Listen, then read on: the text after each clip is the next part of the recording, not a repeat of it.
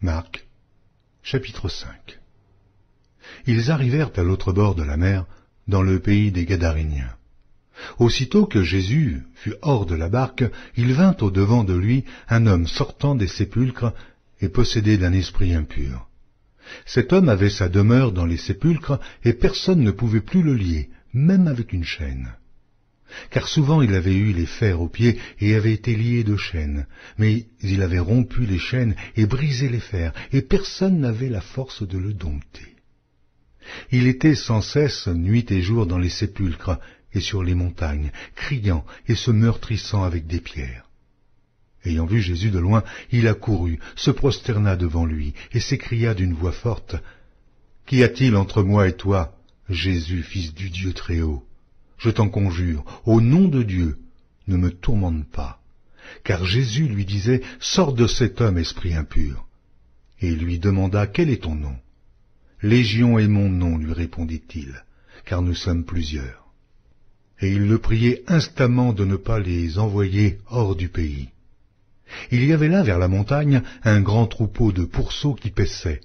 Et les démons le prièrent, disant, « Envoie-nous dans ces pourceaux, afin que nous entrions en eux. » Il le leur permit.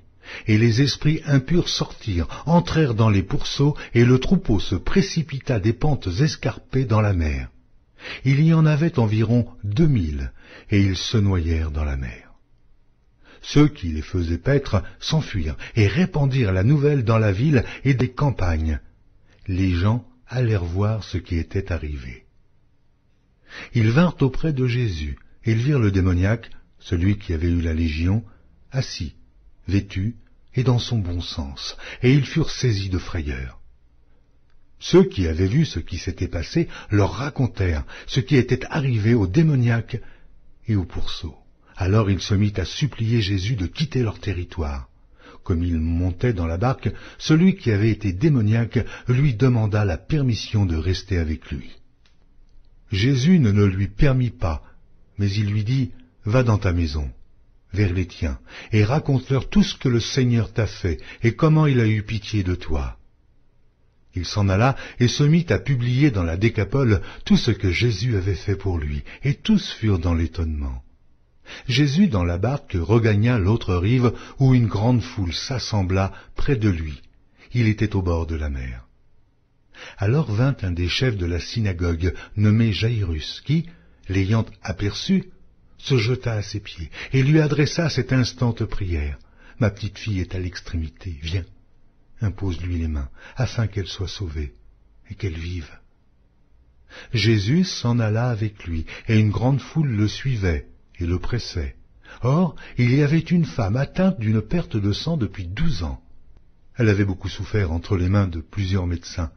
Elle avait dépensé tout ce qu'elle possédait, et elle n'avait éprouvé aucun soulagement, mais était allée plutôt en empirant.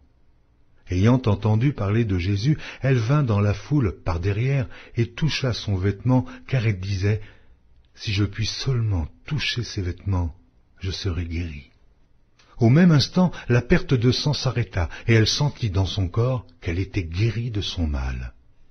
Jésus connut aussitôt en lui-même qu'une force était sortie de lui, et, se retournant au milieu de la foule, il dit, « Qui a touché mes vêtements ?» Ses disciples lui dirent, « Tu vois la foule qui te presse et tu dis qui m'a touché ?» Et il regardait autour de lui pour voir celle qui avait fait cela. La femme, effrayée et tremblante, sachant ce qui s'était passé en elle, vint se jeter à ses pieds et lui dit toute la vérité.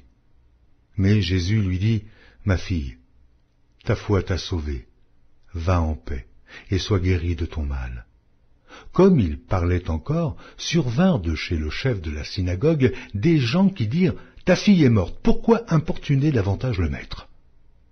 Mais Jésus, sans tenir compte de ces paroles, dit au chef de la synagogue, « Ne crains pas, crois seulement. » Et il ne permit à personne de l'accompagner, si ce n'est à Pierre, à Jacques et à Jean, frère de Jacques.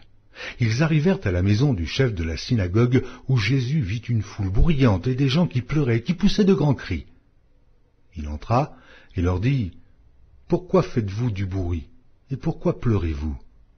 L'enfant n'est pas morte, mais elle dort. » et ils se moquaient de lui. Alors, ayant fait sortir tout le monde, il prit avec lui le père et la mère de l'enfant et ceux qui l'avaient accompagné, et il entra où était l'enfant. Il la saisit par la main et lui dit « Talitha koumi », ce qui signifie « Jeune fille, lève-toi, je te le dis ». Aussitôt la jeune fille se leva et se mit à marcher, car elle avait 12 ans, et ils furent dans un grand étonnement. Jésus leur adressa de fortes recommandations pour que personne ne sût la chose, et il dit qu'on donnât à manger à la jeune fille.